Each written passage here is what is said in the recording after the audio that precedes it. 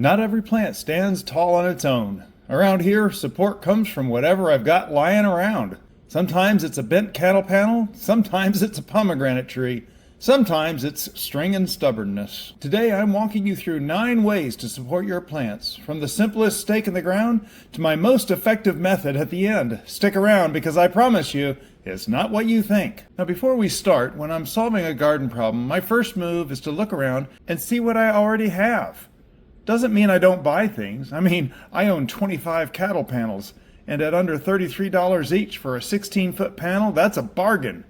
If you try to buy the same length of trellis at a garden center, you might pay 3 to 10 times more. Supporting your plants keeps them off the ground where disease and pests love to party. It also prevents wind damage, helps fruit ripen evenly, and just makes it easier for you to work around the plants without stepping on something precious. In humid climates like Zone 9B, air circulation is vital.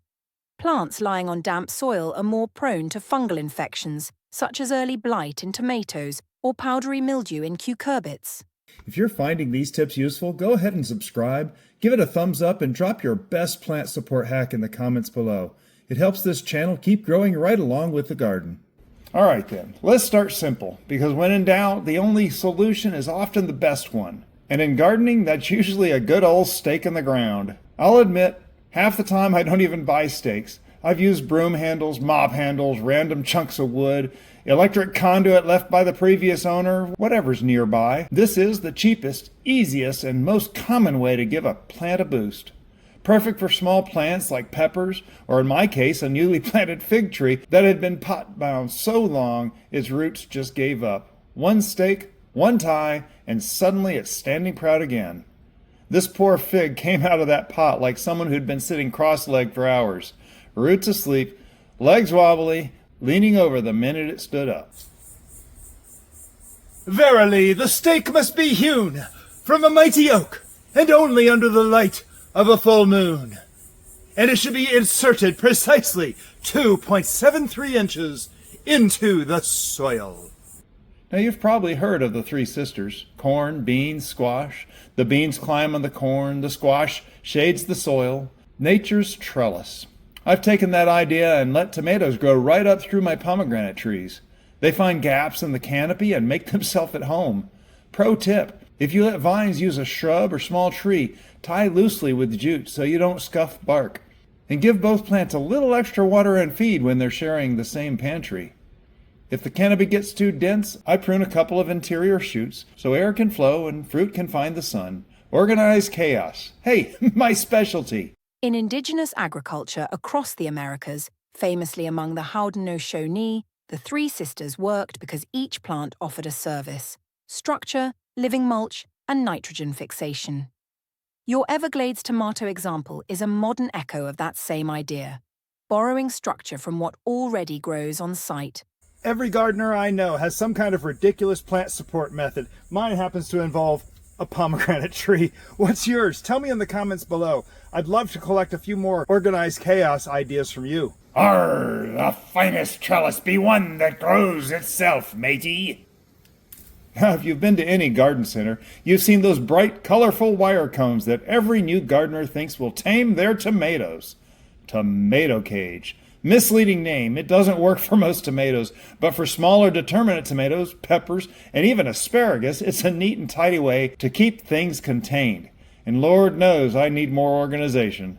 I once had a determinate tomato that outgrew its cage so fast it looked like the Hulk ripping out of a t-shirt, but peppers and asparagus, they fit just fine. Tomato cages are kind of like socks with sandals. Well-intentioned, but not really doing the job. Now, some plants don't flop alone. They flop as a team, and when they do, you've got to corral the whole gang. For plants that like to flop as a group, like sunchokes or goji berries, a simple loop of string around a few stakes will keep the whole crowd from face planting. It's like running a little picket fence made of twine, cheap, quick, and surprisingly effective. My sunchokes especially.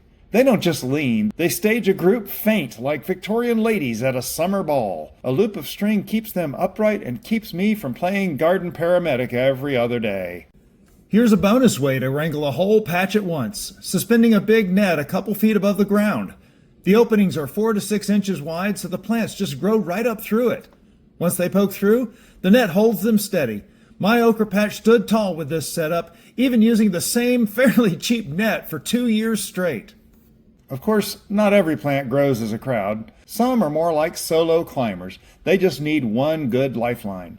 A compostable classic. Run a string from the base of your plant to a top anchor and keep adding string as the plant grows. End of season? Cut it all down and toss it into the compost. The best part? No plastic clips. I just wrap the string around the vine as I go, and whenever I tie on a new section of string, I leave the ends long so I can tie them loosely around the stem. That way, the plant holds itself without choking, and I don't end up with more plastic junk in the garden. Now, does it look like the world's worst macrame project? Yes, but it works, and the tomatoes don't seem to mind my lack of an art degree. Twine made from jute or sisal decomposes naturally and can be safely composted, unlike synthetic strings that can persist in the soil for decades. For short-term needs, jute will break down quickly, avoiding dangers of choking fast-growing annuals. To tie up a stem for a few months, sisal twine, made from agave, can stand up to solar exposure far longer. And then there are the supports that are just clever. They're built to outlast me. This one's a workhorse. Lay it flat, stand it tall, wherever you need. Beans love it, tomatoes thrive on it. And you can move it anywhere season to season. Now people say cattle panels are too expensive, but let's do the math. One panel is just under $33. Add 2 posts at $7 each, and for under $50 you get a 16-foot trellis 50 inches tall. And that's galvanized to last a lifetime. Mine will probably get willed to my grandkids, or maybe gifted to some lucky gardening neighbor. Compare that to 2 4x8 sheets of wood lattice. You're already $60, plus posts, and in a few years, it's rotting, warping, and blocking your hand when you try to reach through for beans. Or Lowe's PVC trellis panel, $110 for 8 feet, so $220 for the same size as the cattle panel. And that's before you even buy fasteners or posts. Cattle panels are the foundation of a serious garden. They'll be here longer than my knees. And when the price is that good, all I can say is, yeah! Perfect for your plants, but less than perfect for snowmen. And once you've got a cattle panel, well, it turns into more than just one kind of trellis. Portable, easy to set up, and perfect for climbers like pumpkins, peas, or watermelons. I make mine by bending a cattle panel into an A-frame. Same long lifespan, same heavy-duty strength. It'll hold just about anything you throw at it. And for the price, it's still one of the cheapest ways to get a trellis that lasts decades. In fact, these 2 A-frame trellises of mine are decades old and still looking as good as new. At this point, they've got more garden seasons under their belt than me and most gardeners I meet. If you've done something wild like this in your garden, I'd love to see it. Share your photos on our Bowtie Bunch Facebook group. It's free to join and full of messy, creative ideas just like this. Find the link in the description below. And if the A-frame is a warm-up act, the arch trellis is the headliner. The big guns. I built mine with a single cattle panel bent over, 2 sturdy posts on either side, and suddenly you've got a 6 to 8 foot archway. I actually need a stepping stool just to harvest from the top. If it climbs, it'll love an arch. Grapes, blackberries, passion fruit, beans, cucumbers, tomatoes, and our mammoth melting sugar snow peas in the spring. Last year's loofah, they covered half the yard from this one starting point. Once this arch fills out, it's less about supporting plants and more about creating shade for me while I pick. Aye, through this mighty arch sailed the finest loofah ever to touch the 7 seas. If you're on Instagram, tag me at bowtielife_garden. When you build your own arch, I'd love to see what's growing in your corner of the world. And while the arch is the showpiece, sometimes you don't need grandeur. You just need practical row-by-row support. That's where the Florida weave shines. This is the method that takes a flopped-over mess and turns it into a wall of proud, upright plants. Okra's a perfect example. Without support, it flops everywhere. But with a Florida weave, you can keep them standing tall. And I don't just do the standard weave you've seen online. I've made a few tweaks of my own that makes all the difference. Okay, so I want to show the Florida weave, and I want to show my adaptation to it. I've seen a lot of people do this, but this is my jute string. I like using the sisal because it lasts longer, but because this is a single season thing, the jute will work just fine. So what I'm going to do here is we're going to support these okra with the Florida weave. And when you're coming in here, the idea is to come on either side of these plants with the first run. And you'll see here, whoop, now, see now this one's shorter, so I need to come down a little bit towards this end. And it is starting to rain, but Cousin Bowtie Mark has agreed to record real quick, and I want to get this segment done. But you can see I'm going on either side of these plants, weaving it back and forth, and I am tying this off with, say it with me, a square knot. Everybody knows I'm big on the square knots. Doesn't take much. We got rain coming, so I got to do this quick because I want to show you the second strand, and that's where I kind of changed things a little bit. So see, as I pull this tight, all the plants, they're kind of straightening up for me. I'm going to cut plenty of extra here so I can tie this off. I don't know what happened to my good scissors, so we're kind of winging it right now. All right.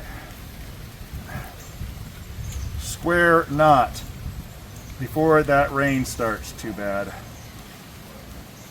I don't know if you can hear the thunder off in the distance. Okay, so now what I'm going to do, and this is the key thing, most of the time they come in a little bit higher and go the other way. Well, I do something a little different with this okra. I'm going to go the same track as that one. Let me get on the other side here. And as I'm going through here, see I'm going the behind now and then in front of, and then as I'm going through, I'm looping the string around. So not only is it going back and forth, it's looped around. Now the reason I do that is because as we go here, if something breaks off and something starts growing, I actually have something that will hold the new stem. Also, if something breaks off here, if this plant dies and I want to take it out because I've been twisting it around like this, it's going to hold no matter even if one's missing. If one of them dies and I'm just going back and forth through it, well, the two on either side have no support. And so I want to avoid that because I know it's going to happen with these. In fact, we're about to get a windstorm, which is why I'm doing this real quick right now to get this out of the way. But going over here, and the other thing I always do, I see people, you go full length with one strand. If you have a failure, the full length, then you've got a full section that's done. I do little sections at a time. If I have a failure here, it's not going to affect that other section down there. And that is what I do for the Florida weave. I also will not tie this string to the other string, because if the other string fails, at least we have one string still remaining. Any questions, class? Hold your hands up and I'll answer you one by one. And tie this up. Say hello, Cousin Bowtie Mark. Hello, Cousin Bowtie Mark. I knew that was coming. The man behind the camera is getting soggy. Yes, we both are. And that, a couple square knots, is, as they say, that. That's the secret. Shorter runs, tie with square knots, and little loops that gives new stems something to grab. That way, if one line breaks, the whole roll doesn't come crashing down. It's sturdy, simple, and it works. I tell people it's like giving your plants suspenders instead of a belt. They may not look stylish, but they sure stand up straighter. I'll pull it so tight, I think it'll survive a hurricane. If this gave you some new ideas, there are plenty more in other videos on this channel. We have over 750 videos for you to watch. And that's it, the last tool in my kit for keeping plants upright and thriving. From a simple stake to a full archway, there's always a way to give your plants a little backup when they need it most. Every garden is different. Find what works for your plants, your space, and your budget. Sometimes the right support is the difference between a plant that survives and one that thrives. If you haven't yet, go ahead and subscribe, give a thumbs up, and leave a comment below what's worked in your garden. It really helps the channel and keeps the garden growing. And remember, your garden doesn't have to be perfect. It just has to be yours. Have a blessed day.